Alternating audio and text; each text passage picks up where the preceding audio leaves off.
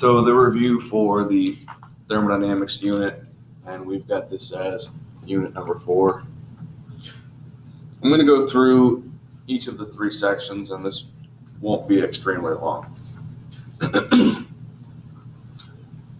For section 4.1, a couple of things that we need to review: an open versus a closed versus an isolated system.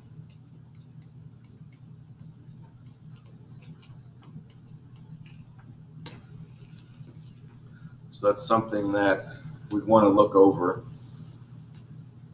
But an open system is basically something where matter can get in and out, and energy can get in and out. A closed system is one where maybe you put a lid on your coffee cup so the coffee itself won't spill out, but the heat still gets out. So with a closed system, matter is contained, but energy is not. And isolated means nothing in, nothing out. All of that's in the notes, and so you'll want to go back and look at it there. We've got a handful of different pictures that describe it pretty well.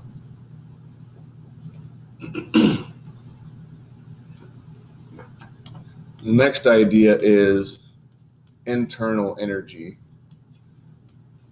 It's been a while since we've talked about it. Internal energy is usually written like this. This is the change in internal energy. That's what we'd be concerned about. And it is the sum of 2 things: Q, which is heat, and W, which is work. I've got both of these ideas here. Heat, that's Q, and specifically Q is mass times the specific heat times the change in temperature. W was work.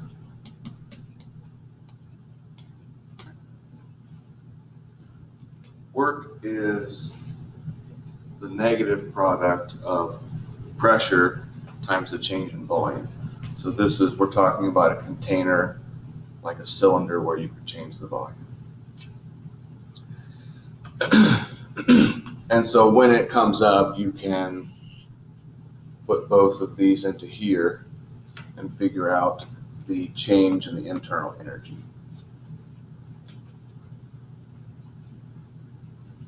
Are all of these formulas on our formula sheet? I don't think these ones are. Let me double check. They are.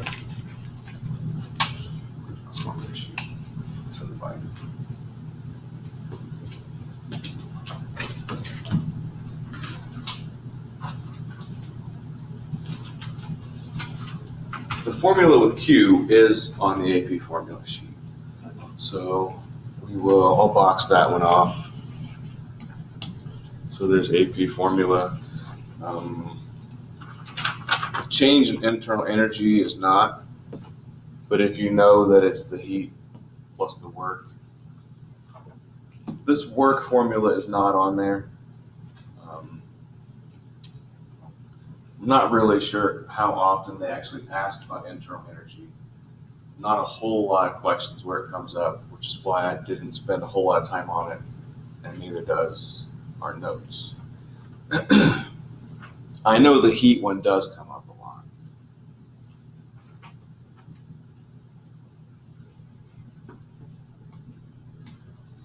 So still on 4.1, we should be pretty okay with this, but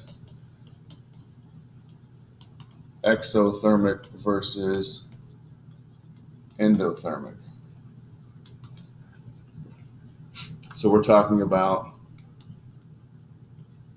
releasing heat versus absorbing heat. And that's kind of at its simplest. we have to, on the review and the test, interpret situations. And so it's not quite as simple. You have to actually look at something like the reaction happens and the solution temperature dropped as a result. And we have to figure out which one of these was it. And the reaction was endothermic. You'll see it on the review. There's probably 10 of them, all in the same question. Usually if it's going to be a free response question, they want you to use words like system versus surroundings. They want you to talk about heat. So those are some specifics.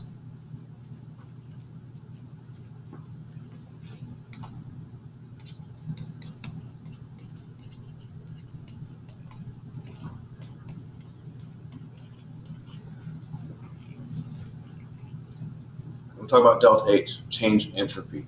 We had 4 different ways to calculate this, and it's good to be familiar with all of them. First one is experimental, and that's where they tell you something about the mass of a reactant. They tell you about the energy produced, and they'll say find delta H of the reaction.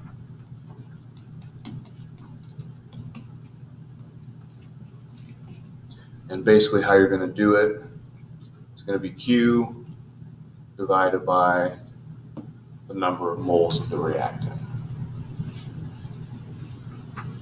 So how much heat was produced and how many moles you had.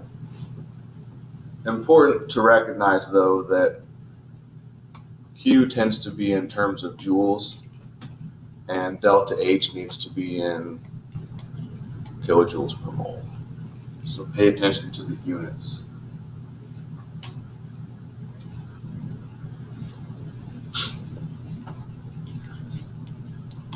Another AP formula.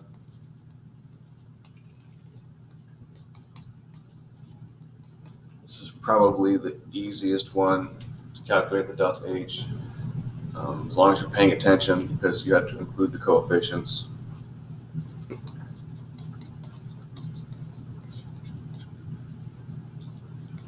Hess's law. It's where you have 2 or 3 reactions and you're adding them to find the total for a different reaction. And lastly, there's the bond energy approach.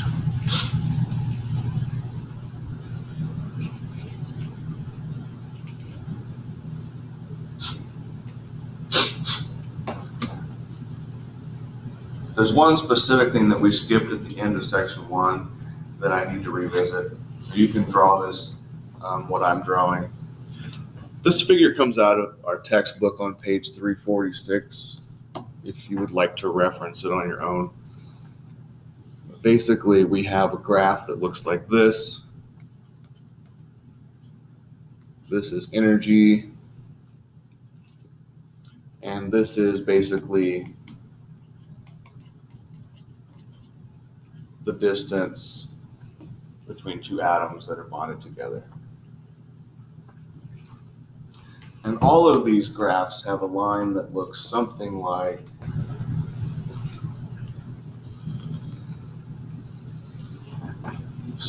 this. And there are really 3 pieces to this graph. So I'm going to draw a dotted line here where it's at its lowest point on the graph.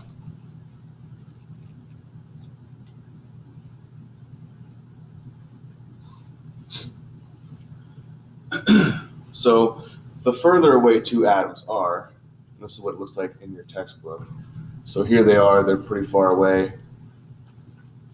They are trying to pull each other together. And so they're experiencing attractive forces, or just attractions over here. So from this orange line all the way to the right, they're attracting each other, trying to get closer. To the left of this line, they're repelling each other. So if you have these 2 and they get too close to each other, they're trying to push each other apart. And this orange dotted line represents balance, that perfect place. We'll call it balance between repulsion and attraction.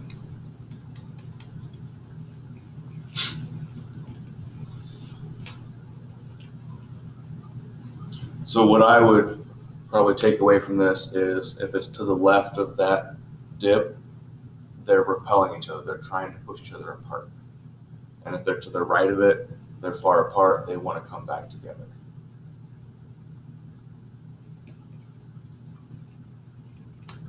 So that's it for section 4.1. Then we move on to section 4.2. And this had to do with entropy and free energy. You want to review your standard states. And standard state is when you have your delta something with this little degree sign. Standard states occur at a few specific things. If it's aqueous, concentration is 1 molar. If it's a gas, pressure is 1 bar, which is approximately 1 atmosphere. Temperature is 298 Kelvin. Parentheses, that's 25 degrees Celsius. And if we're talking about an equilibrium, reversible reaction, Q is equal to 1.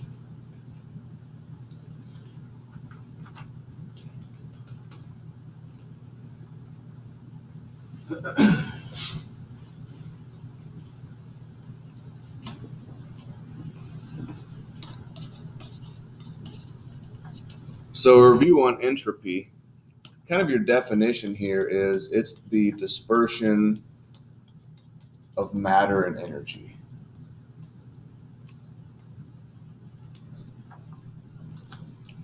And you could think of this as all of the possible arrangements of the atoms, molecules, formula units, whatever. The more possible arrangements, the greater the entropy it has. There were 6 things that would tell us about increased entropy. I'm not going to write them down, but it'd be helpful to go back and review them. Most of us are doing pretty well with that. But we're concerned generally with delta S, the change in entropy. And we want the sign to be positive. Positive is basically going to favor more disorder. And this is, remember, thermodynamically favorable. This will lead to a possibility that is favorable. But remember, this is not the only factor. But positive delta S is good.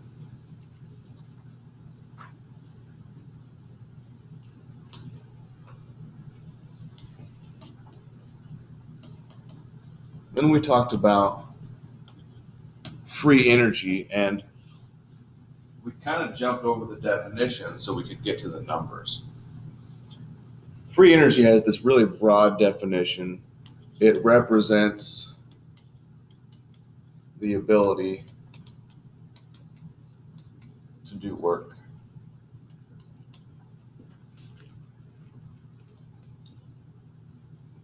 And what we want is delta G to be less than 0 or negative.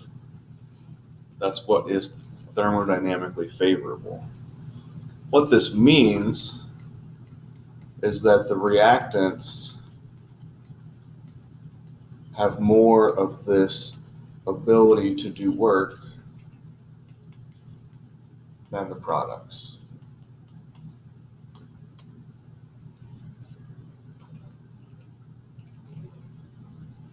And this situation Remember, we're not using the word spontaneous ever.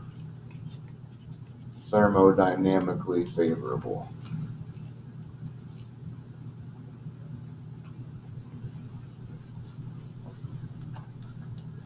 There's a table. It relates delta H, delta S, and delta G that you'll want to review. So the most favorable conditions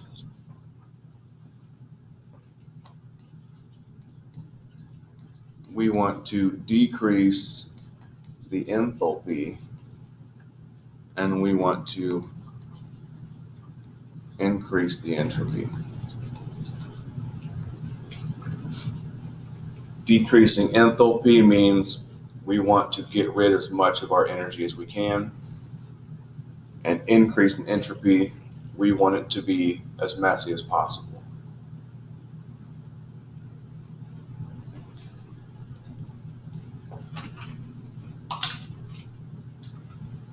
So that's it for unit 4.2.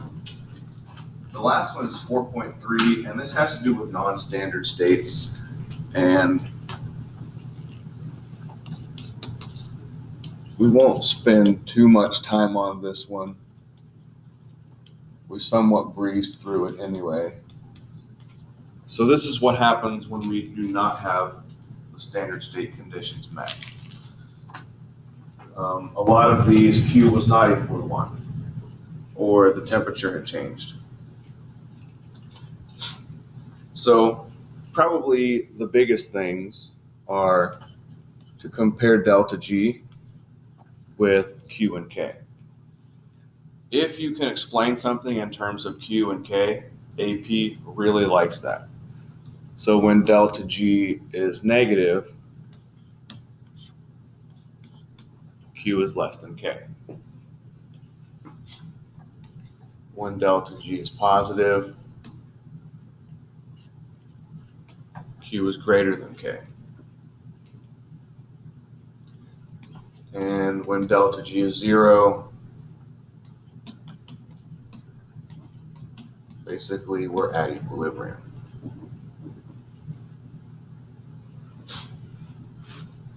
This one with the negative sign would favor the products. Positive would favor the reactants or the reverse reaction.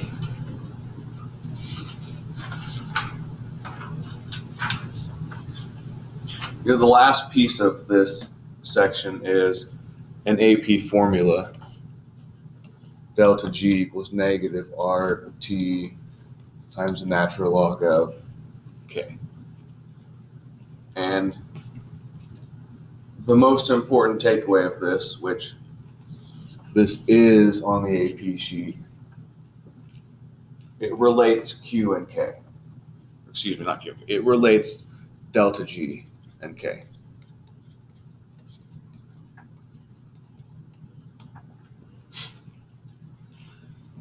So they give you this formula, but usually they'll give you delta G and they'll ask for K.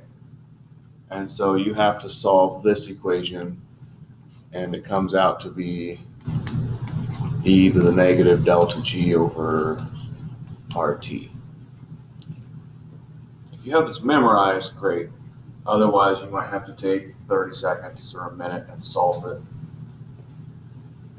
But this is what it comes up as usually. They have to make it, one step harder.